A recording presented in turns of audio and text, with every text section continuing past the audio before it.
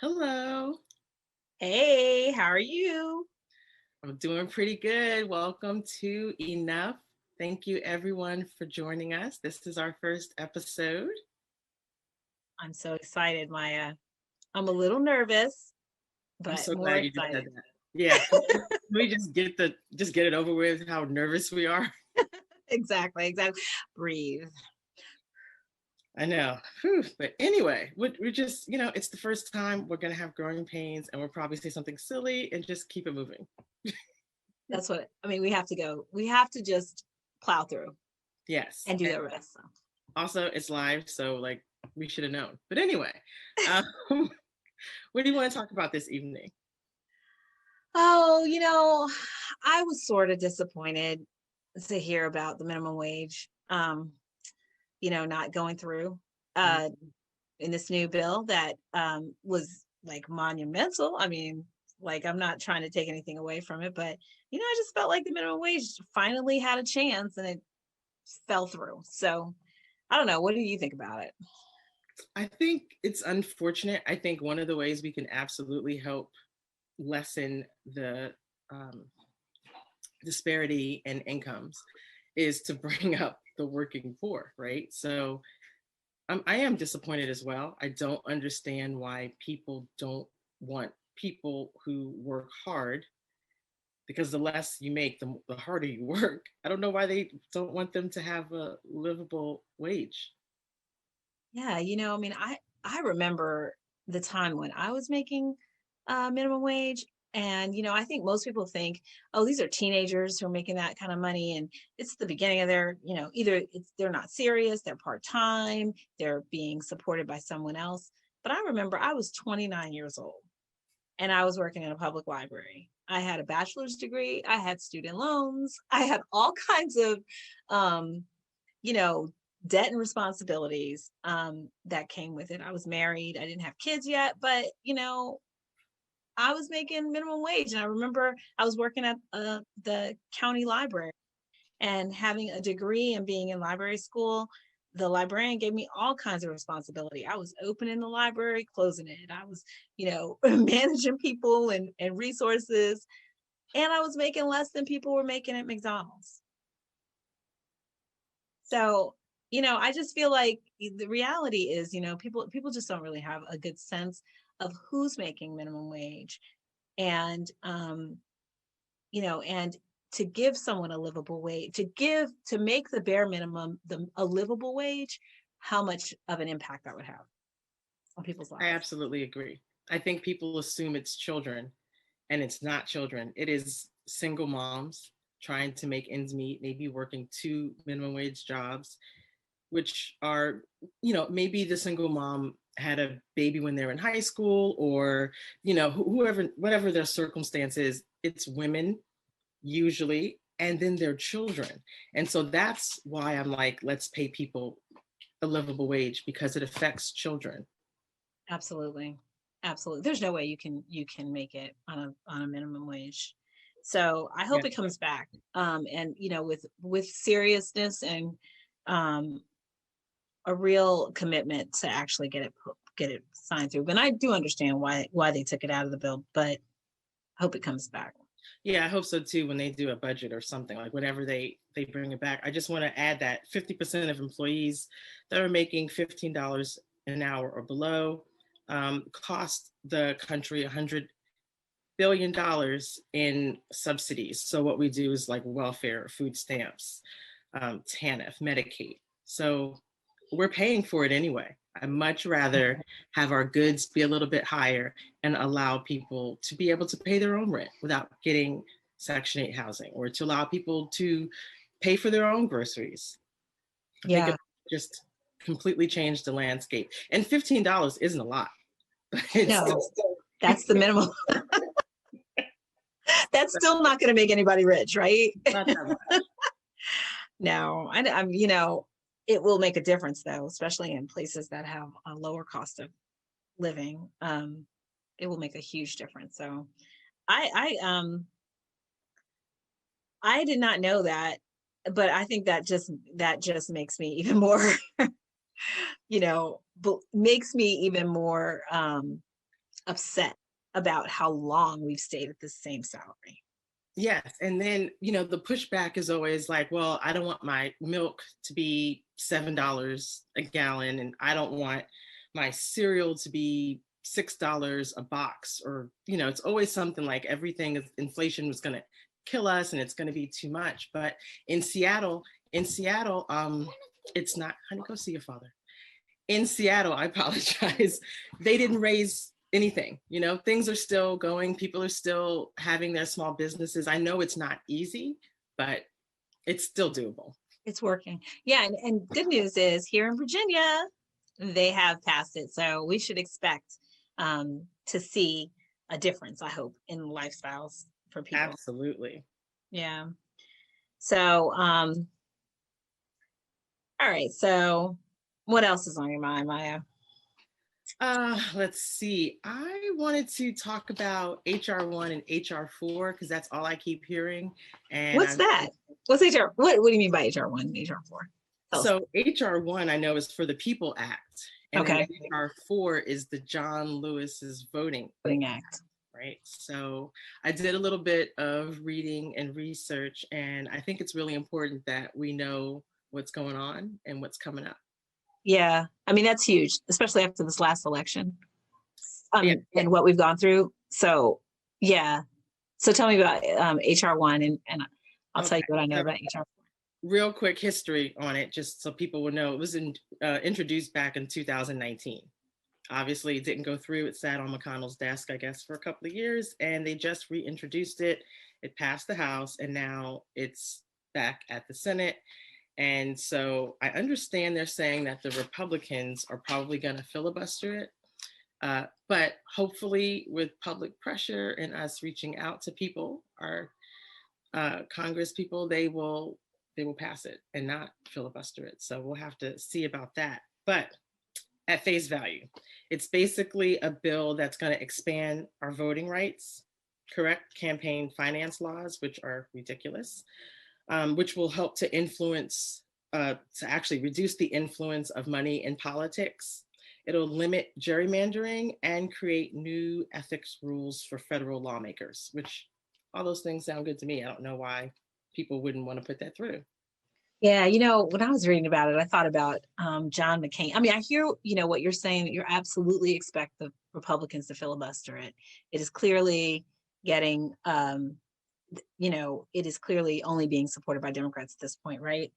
But, when I think of campaign finance reform, the person that comes in my mind is John McCain. So it's sort of, I don't know why we can't get some bipartisan support for it, considering this has been a Republican issue at some point. I don't know. What do you think? I agree, but nothing that is happening on the political landscape for the past 4 years makes sense to me anyway. That's true. I see people voting against their constituents' interests, and then they stay in power. It's like I'm very confused. I'm constantly in a state of confusion when it comes to national politics and what people are doing and how people are allowing the people who are hurting them to keep doing it. But you mentioned the campaign finance reform. And so the cool thing I found out is that they have this thing where they're going to actually have the public finance national campaigns. And so once fees are assessed in civil and criminal trials against banks and corporations for doing corporate malfeasance, which is basically misconduct, right, that money will go into national campaigns. And that's how people will get money as well, which I like that. And it's going to be equally distributed. It won't be like whoever the winner or the red or the blue, but that is, that's one of the ways that they can start having it funded, I guess, equally. Yeah. I mean, I think that's huge because I know, at some point I considered running for local office, and it really was the cost of campaigning that gave me pause because it's a huge investment. And if you want to do it the right way without having, interest, it's hard to get money from people specifically. And it seems like that by giving everyone at least a baseline that would make it more fair and equitable. I absolutely agree. And since we're talking about money, I like the idea. So as far as the ethics and how they want to create new laws for them to have, I guess, like better morals. The president and vice president candidates must show 10 years of tax returns or you just can't run. I like that, right? I'm still waiting for I was going to say, we'll never tax returns. Like, I don't even care. I just want to see it to see if they exist. Like, come to find out you ain't been filing your tax. I don't think people even knew that you didn't have to until recently, right? Yeah, I but mean, exactly until we had a president who wouldn't show them. Yes. So, and then also, I do like the fact that so when Congress is sued for discrimination, maybe from an employee or something like that, we pay the settlement. And I didn't know that. Yeah, I know, right? So now they'll have to pay back whatever settlement happens. They'll have to pay it back out of their personal money. I like that very, very much. So I mean, I've heard of former presidents, we won't name without naming them, who are using, who are campaigning and raising money to settle their debts and lawsuits now. So I wonder. I thought they could use their campaign money. Like if they had money left over, they could use that for that. Maybe for that, but the point is, the American tax people are not aren't paying when they get sued and they're wrong. That's the part that I like. Now, if you want to lie to your base and have them donate to your fake platform and they give their money freely, that's on them. I'm just saying the taxes that I pay, I don't want it to go to the person who you harmed when you're the one that harmed them. Right. It's almost like we're their insurance, basically. We're the malpractice insurance. Yes, we are their insurance. We're their everything, but they don't want to give us anything. Yeah, that's definitely.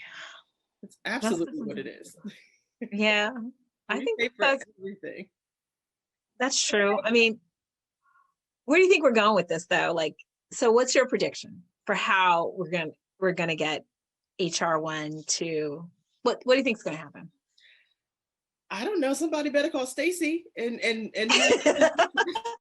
it's my prediction. Stacey's tired, I'm sure. Right? Actually, she actually said, I saw her in an interview on Rachel Maddow, I think it was, and she explained her ideas. I wish I was taking notes because some of it is a little bit out of my breadth of knowledge. Right. But there are ways that we can get this passed that Congress needs to start enacting now. There's like an enactment they can do.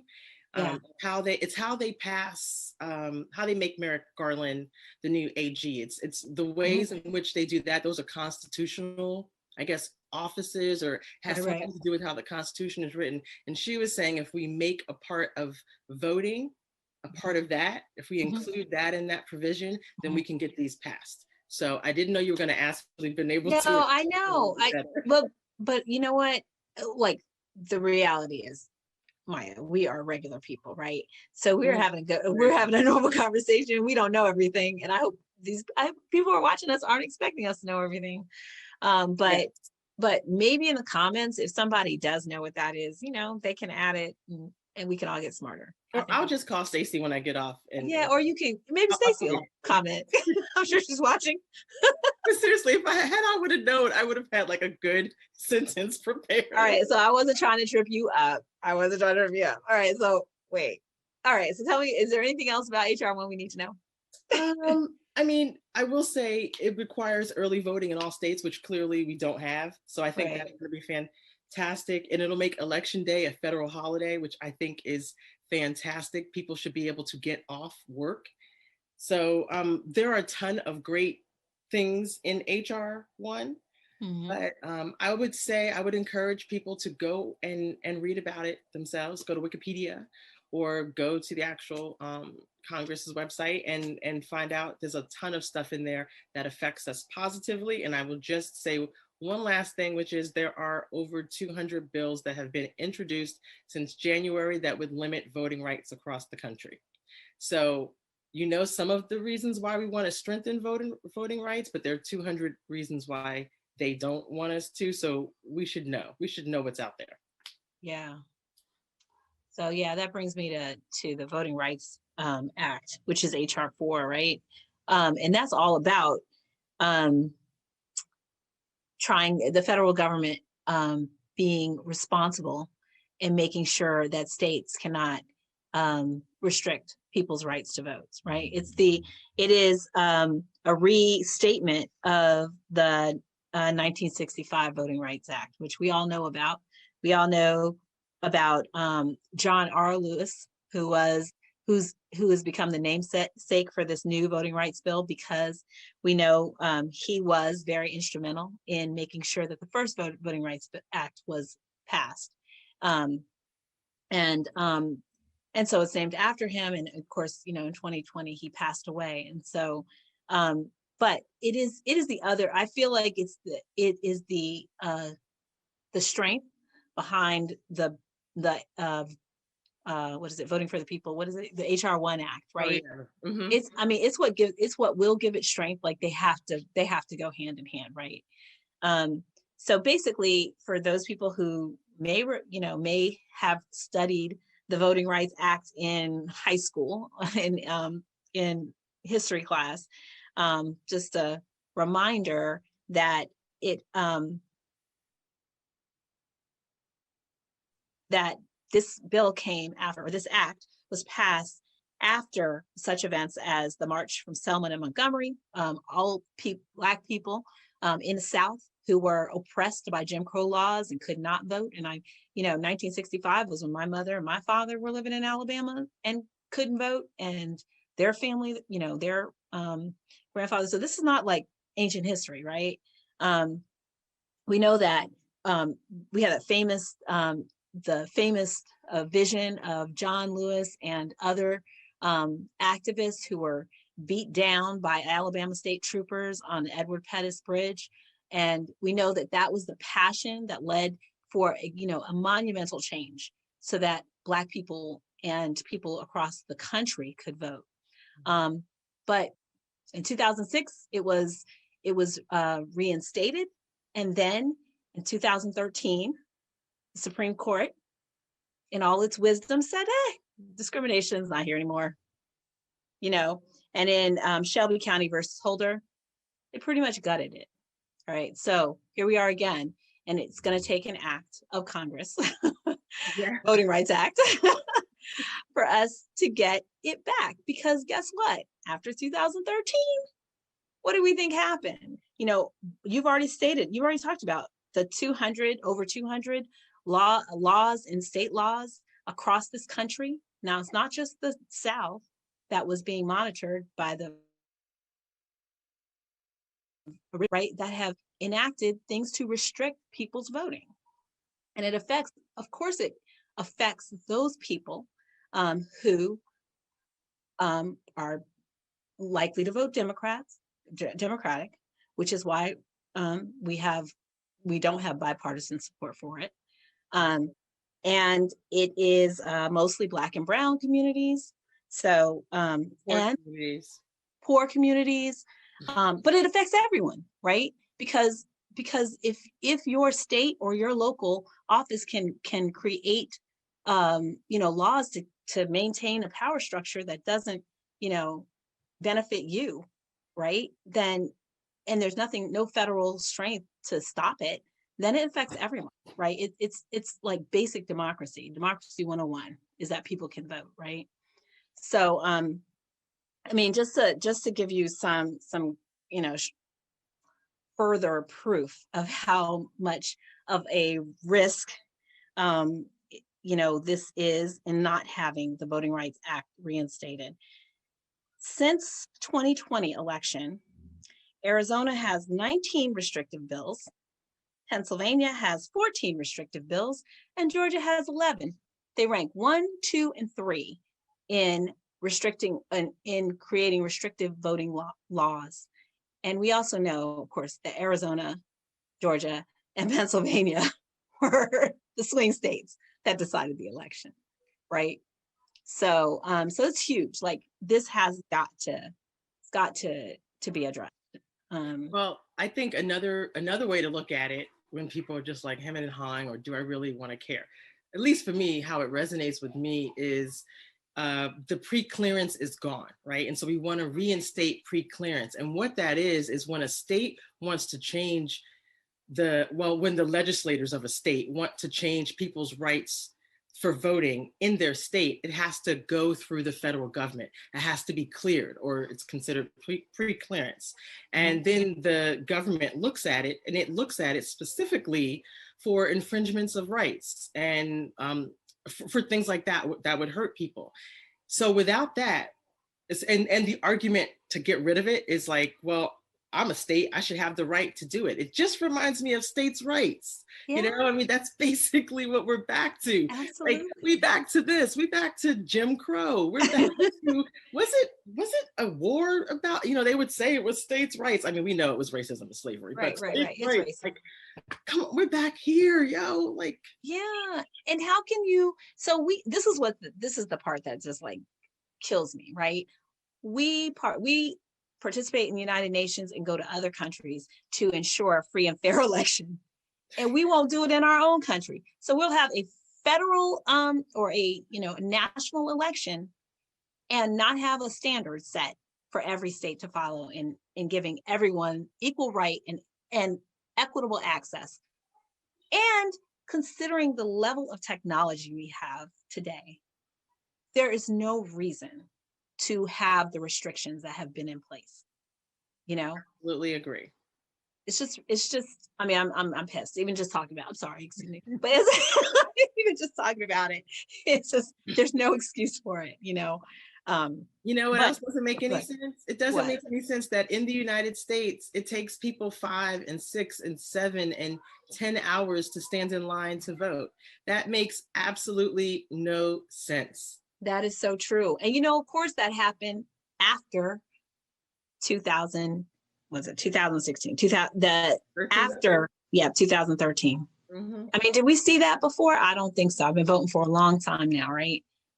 I never experienced.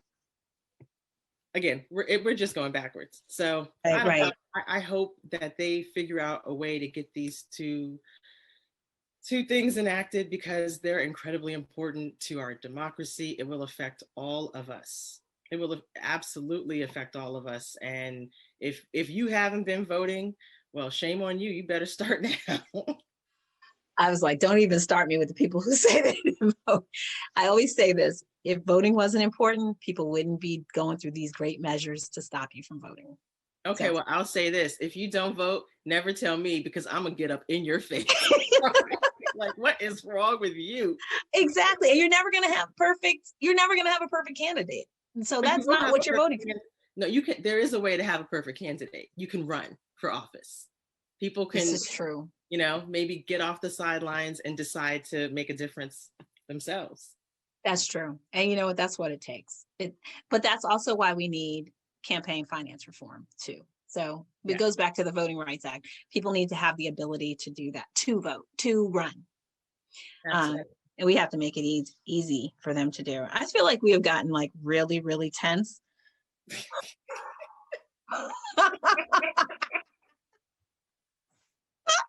I know. I think we should have done this like people massaging us or something. I know, like you can't see down here, so I should have someone rubbing my feet or something. I got upset. Next show. We got to get that in the budget. Yeah, right.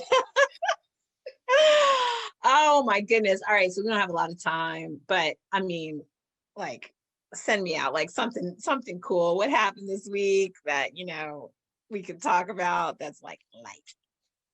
That happened as light? I can't think of anything that happened as light, but I mean, I did see that interview with Meghan Markle. She spilled all the tea about the people in England.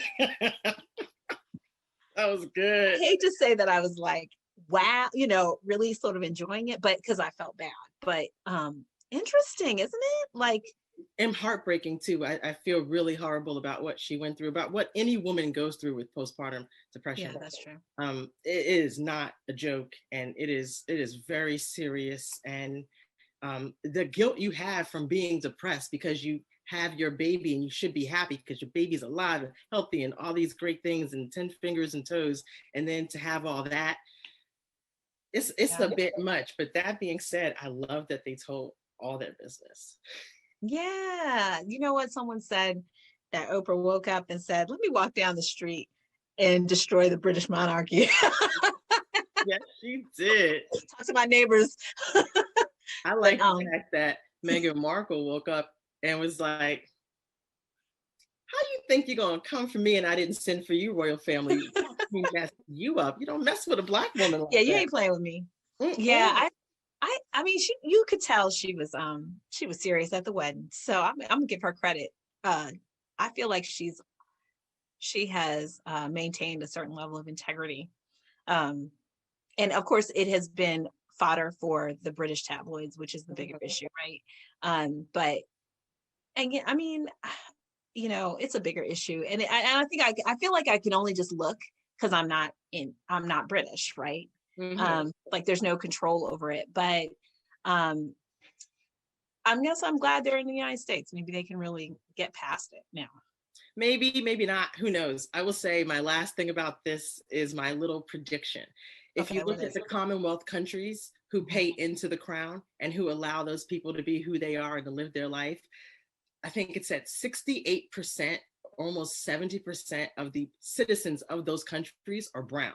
So I'm just waiting for what happens in 5 to 10 years to see if the crown still looks the way it does, to see if anything has changed or if they go broke. I don't know.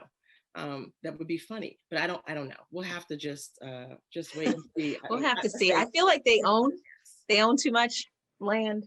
They may have to sell some if they ain't collecting their royalties. That's true. Why is it called royalties? See what I'm saying? You're right. All this time. I just head. Or we could try to institute that here in the United States, and we could become. I don't know. I'm just saying, like, no, we pay taxes. They pay tax. Oh, yeah. Well, do they? I have no idea. I don't live in Britain. If we do, I'm going to vote for the Obamas to be our royal family. Oh my gosh. Okay, all right, but that's like we don't start with the light stuff because we'd be talking about, girl, what you doing? I know. I'm just kidding. First of all, I don't believe in that stuff. So yeah, but that's that. Okay, we have to close it out. So we have to go. All right. So remember what I said. This is our first time. We didn't know how to start, and we clearly don't know how to close. But listen, we've had great discussion. It was. Thank you, Maya. Good information. So your next step, contact your representative and tell them you support HR1 and HR4. Yes. Put pressure on your senators and your representatives. Absolutely. Hold their feet to the fire. Yes. And work on your states too. Your states are acting crazy. Make sure you're up in their face too. Absolutely. So thank you guys for joining us. We can't wait to see you again in 2 weeks. All right. It's good talking to you. Bye-bye.